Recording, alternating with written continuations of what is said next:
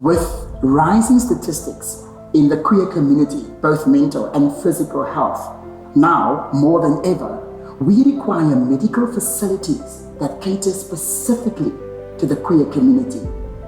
More than 56% of LGBTIQA plus adults face discrimination in our current medical facilities. We speak to Vincent Nkosi from Aurum and Aurum to discuss these challenges we're facing on a daily basis.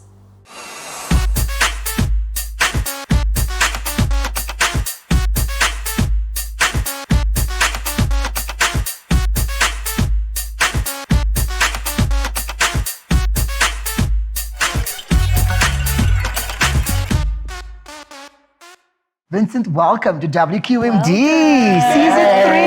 Yeah, so excited. Thank you so much for having me, guys. No, thank you for coming onto the show. Yeah. Absolutely, thank you. So let's just tell the viewers first, what is Aurum and Popping? What do you guys do? So Aurum, it's the Aurum Institute, and Aurum Pop In is a project within the Aurum Institute. So what Aurum Pop In does is it offers free sexual health services to MSM. These are men who have sex with men, and TGWs, transgender women. So we offer HIV counseling, testing and screening of STIs, TB, just that free sexual health all around. We distribute condoms and lubes. We have an outreach, division within the program where the outreach team goes into various communities to offer free sexual health services to people that cannot, come to town or come where the clinic is. We have 5 clinics in 5 districts. We have one in Pretoria and Loftus. We have one in Iguruleni in Tembisa. We have one in Ehlanzeni, this is in Nelspruit. We have one in Durban, and we have one in Pietermaritzburg. So basically that's what Aurum Pop In is. And it has other things in, in between. We have currently starting a gender affirming clinic for transgender women. It's still under the pipeline, but it's a big project that we are taking on. We offer PrEP. I'm trying to think of other things that are exciting that we do. Oh, we have partnered with You are very excited about I'm excited about it. We have partnered with it's another youth program that give us interns, and interns that are of the LGBTQIA plus community, because a lot of us are not employed, and it is because of the stigma that we gay or that we queer. And says here are a few young people who can be absorbed into the program. So we worked with them for 12 months yearly, and we have empowerment programs or the empowerment division where we go into communities and look for these young queer who can be champions of the program in communities and expose their peers to the program. Because I think, we are striving to be an HIV-free generation, and how we do it is we need to impact the community, or we need to go back to the community because that's where it's most rife. Yeah. So now to find out from you, why do you think it is so important to have programs that you are running right now, especially in the communities? I think it's stigma. I think we're addressing stigma more than anything. We are addressing the stigma that we face when we try to access health or healthcare, right, in clinics, where we'll be stigmatized from the security guard as we walk in. Maybe we addressed differently or fabulously, and they don't understand. We'll be getting stigmatized or discriminated from their point of entry until to the nurse who's supposed to be giving us services. So we are addressing that, and that's why Pop In exists, to say we don't have any of that. We don't have the long lines. We don't have somebody's going to judge you if you come and say, something is happening in my pants and I don't understand, and or something is happening in my body and this is who I am. I'm a transgender woman, or I'm queer and all that. So we are eliminating stigma. So the programs like these are important for that, to say to the LGBTQ or to say to queer bodies that there is a clinic that is not biased, that is not discriminatory of who you are. So come through and get help. And a lot of us suffer from not wanting to speak up. Because if I speak up and say I'm having sex with a man, and imagine I'm telling a 50-year-old woman who has done their... I've been there. You have? I'm very serious. I was on a very, very prominent medical aid and went to these beautiful facilities. I was living in Cape Town as well. And I walked in and I experienced it firsthand. And I thought to myself, wow, I never experienced this type of judgment before. I mean, you know, I'm of caliber. I mean, you know, you should be, you know, like, I mean, it doesn't, there's no variation in terms of your wealth or anything in terms of that situation. You were judged. Yeah. You know, and when I went in, and even going in to go and ask for a test as well, you know, they're going like, is there a reason why you want to do an HIV test, Jane? I mean, are you doing something? I also just want to touch on, you're talking about that you guys are tackling stigma, but there's also a very big problem with double stigma. So please tell us a little bit more about that. Well, double stigma is you know, and it's weird because you'd think that the information is out there, right? And then that we would be accepting of the information and would be accepting of, you know, different people. So double stigma is if somebody is living a queer life, fabulously so, without shame and proudly and loudly, they are already stigmatized in the community. They are looked at as, oh, you are that. And there is a lot of negativity towards the person that they are and the person that they've become. And when when it comes to addressing HIV, for instance, or STIs, but let's speak mainly about HIV, and somebody comes up and say, I got tested and then I just found out that I'm HIV positive. There is then a double stigma. So you are stigmatized not only because you're queer, then you are also stigmatized because of your HIV status. And a lot of people, especially LGBTQIA+, would not want to disclose that because of the double stigma. That they'll say, oh, actually, it means that it's true that this HIV, it's you guys' disease. And you are the ones that are spreading it. And, you know, they don't even take into consideration I don't want to say journey to discovery, but how hard it is for one to accept their HIV status. Because it's like your whole life changes. Yeah, it does. But I think there's also still the stigma around within the queer community. It's like you say, there's the shame around being honest and open about, you know, being HIV positive or struggling with mental health or all these things, because we so fear the judgment coming from other societies and other communities. Most definitely. So we need to encourage people to step up and step out and talk about these things, because that's the only way we're going to be able to move forward. We need to do better. I think that's, for me, it's all about that. I think we need to do better because, like I said, the information is out there. We have moved away from the age of shaming. I don't know how to put it, but it's not a shock now to see a man dressed fabulously. So it's not a shock to see two women holding hands, walking about the mall and minding their own business. It's not a shock anymore. So I don't know what needs to change, or how do we arrive at the destination. But I don't know how we're going to do that. But we need to get there. I'm interested to know, in my experience, I went to a medical facility, and you know the doctors go through a couple of questions, and one of the questions they ask is, are you sexually active? And you'll say yes, you say no. So I said yes, and then they said, okay, do you use a condom? And obviously I'm in a relationship with a woman, and then I had to disclose that information. And I didn't get judgment. Instead, I didn't get information on how I could protect myself from STIs or anything. So, you know, that was interesting for me. And I wonder, like, how many facilities do we get training on how to, the staff training on how to interact with LGBTQI+ individuals and to tell them about the safety measures and precautions they need to take when they're sexually active from all walks of life. So what Pop In has, it's part of the other exciting things that we do.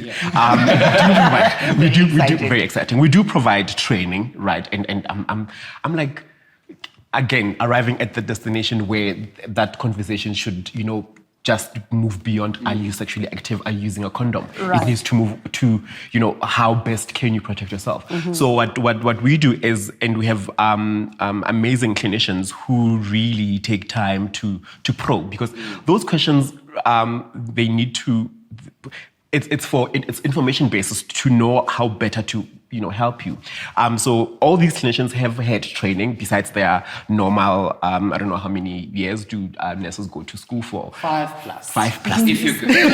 Yeah. And then, beyond that, then we need to, they need to, I remember my manager whenever there's a nursing post, she'll always say, they need to be nimart and this and this and this and that, but also they need to be queer friendly, because that is important. So we don't just take a V from Soshanguve and say, oh, you are qualified, come through, here's a job. But we need to say, do you have experience? Even though that might be limiting, but do you have experience? Have you experienced an LGBTQIA plus person before in your field of work, or in your how many whatever years of work? Have you ever came across a transgender woman before? What is the conversation? How would you treat somebody like that? So, and then if they have, great. If they don't, then they're taken through the training. But it is always a plus if they have. I just want to add on to Tina. I think it's very good of us to take note that there is a platform called the Yellow Dot Doctor, which is a platform where physicians and medical people in the industry can register, because they go through certain desensitization training to be able to work with the queer community and specifically tend to their needs. Yeah. So there is that. But it's still long strides. It is. I mean, we currently joined hands with local clinics to try and desensitize them. Again, from the point of entry, from a security guard to the nurse, there needs to be that kind of safe space provision, so to speak. So with that, I don't know, I think the last time we were in Mpumalanga to try and talk to the district to say, let's go into these clinic or health facilities and desensitize the nurses, because again, there is a gap for me. I think there is a gap between a nurse that has completed their 5-year journey, like 15, 20 years ago, to a nurse that has just completed it yesterday. So there's so much a huge gap that needs to be filled. So with the desensitization trainings and sessions, then we are slowly closing that gap. I just think that what's coming to light here is the fact that I think what would be so important is that instead of us trying to change the narrative of people, like you said, have been doing this for 15 years and 20 years, but to make sure that there is someone at that facility who understands how to deal. So even if there's one person, and that's a fast tracking to that destination we are trying to discuss, that one person in every medical facility understands how to deal with a queer person and our challenges, and they are present on site. That could be a very good place to start then as well, knowing that, yes, desensitizing the experience from the get-go, from security, until I go and meet with that person, so that I am not necessarily just looking specifically for a queer place, but I can go to any medical, because my medical aid allows me to go anywhere. So with that privilege, can I also then have one person designated for this specific thing in those facilities? I think that could be a better way for us to fast track it as well, not only then from various cultural perspectives, but also for everyone to have access to an individual in a hospital. I'll bill you for that one. I'm watching you there, Vincent. I'm excited I am about it. Do you guys receive a lot of support from government side? So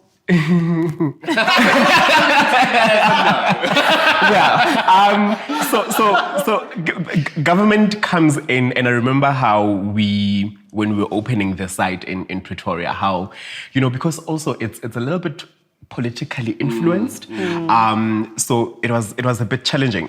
So we do receive some kind of support from the government, but we don't. I don't think it's enough, because I don't want to say because of the kind of work that we do, but it is through little partnerships that we have with the government that then amplify what we do.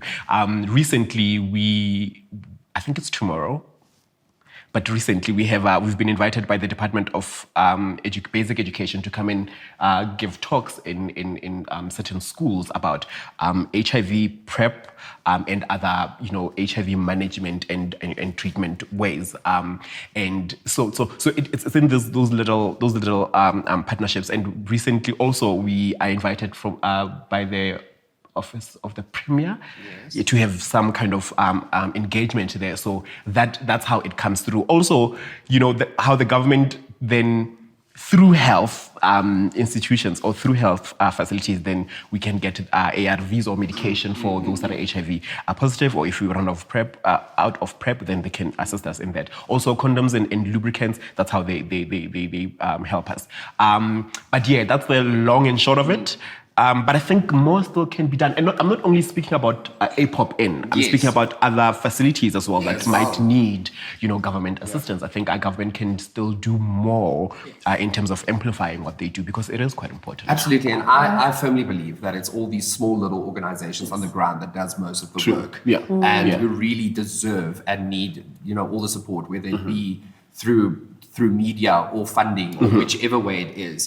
Like, we need to support these organizations, because the work that they do it's invaluable. And there was something I was a part of as well. It was a children's theatre show that we used to travel across the country, and it was incredible because we were actually breaking the boundaries in terms of homosexuality, So through actors, for example, me being one of them, would kiss each other, and the reaction of the school was like, and it was so amazing because. And then what we used to do afterwards was do a Q&A. And I really loved, I wasn't privileged to have been seated and receiving that, but I loved being a part of it from the acting perspective, to also engage. And that's another form of education, because again, it must be at the grassroots, because we can change the narrative now, and it starts in the schools. And once the schools have the change, before you go to the university, you're already cognitive. Yeah, I just want to put that in there. No, I think we've spoken about this in our previous seasons as well, that there is a big gap in our educational system where people are not being taught what they really need to know about life in ground or first and secondary phases. And we need to continue pushing, and put pressure on government, especially the Department of Education, to bring these things into a curriculum and to let people be educated and getting to know about it from a very young age. Yeah. I was just wondering, in terms of mental health, what I've been noticing on social media is a lot of queer people, and queer Black people specifically, looking for therapists, queer therapists who understand them and have maybe have the same experiences as them, and specifically queer Black therapists. Do you know if there is a collective or a place where people can find a therapist that is queer, that is Black, that can... Also, I don't think, and this is purely based off of what I've seen, they don't come out. For me, I haven't heard of a therapist that is Black and queer, right? If there are, yes, please come out. I think about a year ago. A year ago, when we attended the Ida Hobbit sort of, I think it was it Ida Hobbit? No, I think it was something else. And we were talking about queer people in business, and there was only like a handful. And I'm like, but there should be more, right? So I think it sort of like goes to answering the question of saying, I think they're there, but we don't know them. Are the only psychologists or therapists that I know? Sure. No, that's there isn't. So what I'm saying is we need them to come out so that we can identify them, so that we can, it's that thing of, I don't say relatability, but to say, if then I'm going through mental health issues, I know that if I pop in, I will have somebody who is a therapist there who's going to help me, or any other institution for that matter, who's going to be able to assist me and not judge me, going back to... There's great stigma around that as well right now. And we are challenged with it in so many different ways, because as a queer person, this show has opened up so much, and sometimes it's quite daunting to receive all of this information, So to have a place to process, that was the first thing I did as well. When I looked for a therapist, I was like, someone who's going to understand me, not my problems. You have to understand me. I want to end off our conversation and this episode with asking you, how can people get involved with Aurum and Popping and the work that you guys do? Okay, exciting. I like exciting things. So the doors are open for anyone who is queer identifying who needs help, health help. Yes, who needs help. And they can find us in all our districts. And if not, then they can sort of like look out to where we go to in communities on outreach. That's where they can find us to get help and get assistant or get assisted. Excitingly for a transgender woman, this is exciting for us. We are looking into getting up a gender affirming clinic for them. I think we have a therapist who's queer. Amazing. Doctors as well, that would be queer. Amazing. That would be amazing. Yeah. So going into that, so our trans, because trans ladies are one of the unfortunately marginalized, within a marginalized community. So also with that. And otherwise to get involved, we have a DOT system. I know it's happening in Durban, direct observatory treatment therapy, where we somebody who is homeless but needs help can come through and take their medication and get something to eat and then get clothing. People have Sorry, been generous. Vincent, again, the DOT stands for? Direct observatory therapy. Yes. So they can come through, and this is mostly for homeless queer individuals, who live on the streets and all that. So the lot that we're doing is they come through, they take their medication, and then they get something to eat. And then we've been asking generously from the public to donate clothing, whatever item, and then they can get, or they walk away with, leave with that when they're done with their DOT system. So that's how people can get involved. Amazing. I just want to say thank you so much for coming onto the show and for sharing and all the wonderful work that you guys are doing. And I really encourage all our viewers that if you can contribute in any way, your time, whether it's funding, whether it's just sharing a post or making and creating awareness around this, that's what I hope for the public. Thank you so much. Yeah, I wish you well and the team on all the work that you do, and thank you so much for coming through. Oh my God, thank you so much for having me. Thank you. As a queer collective, it is very important to prioritize your health. Whether you are facing judgment or humiliation in your current medical facilities, it is important to understand that you have to put yourself first, especially your health. And remember, we are all human.